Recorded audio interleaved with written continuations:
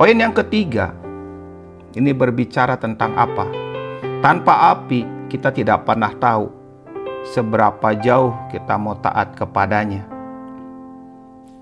Banyak orang seperti Petrus dengan emosi seperti bangsa Israel yang pengen keluar dari Mesir karena nggak tahan atas tindasan bangsa Mesir. Tetapi ketika keluar punya masalah, mereka pengen kembali ke Mesir.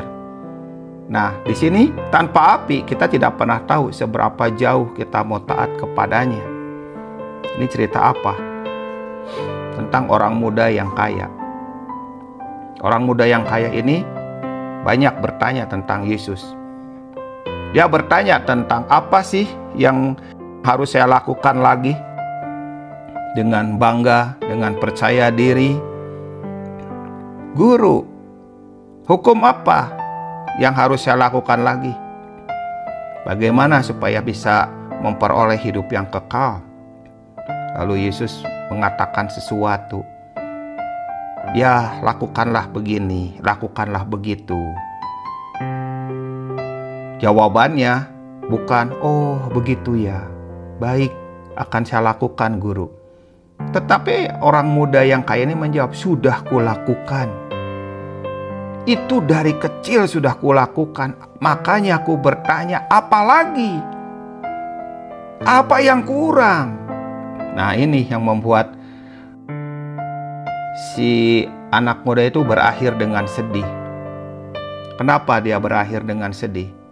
Karena Yesus mengatakan sesuatu yang inti.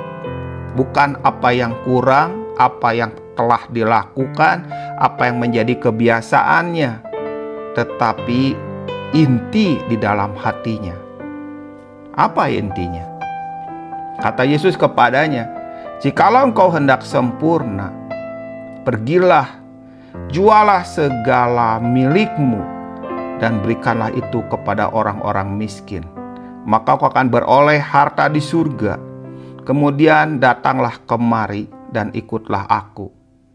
Ini membuat orang muda yang kaya ini nggak bisa bernafas lega. Dia harus menelan ludah. Karena persoalannya bukan apa yang dilakukan, bukan menjadi kebiasaannya, apa yang kurang, tetapi inti di dalam hatinya. Dia terikat hatinya dengan harta benda. Ada banyak berhala dalam hatinya. Dia seperti sebuah truk yang penuh dengan beban muatan kedagingan, beban muatan keduniawian. Ada banyak berhala yang ada di dalam hatinya. Ada banyak emosi-emosi yang terpendam yang harus disembuhkan.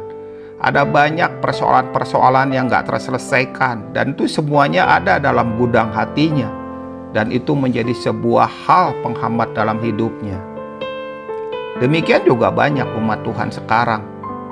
Apalagi dengan munculnya Injil kemakmuran. Dalam hatinya memang dia sudah bosan miskin. Injil kemakmuran cocok dengan dia. Tapi bukan itu. Injil kemakmuran itu pusatnya diri sendiri. Yang Tuhan mau, kekristenan sejati itu bukan pusatnya diri sendiri. Injil kemakmuran itu menjadikan seorang kaya menurut maunya sendiri. Yang Tuhan mau hidup berkelimpahan di hadapan Tuhan, bukan sisi materi.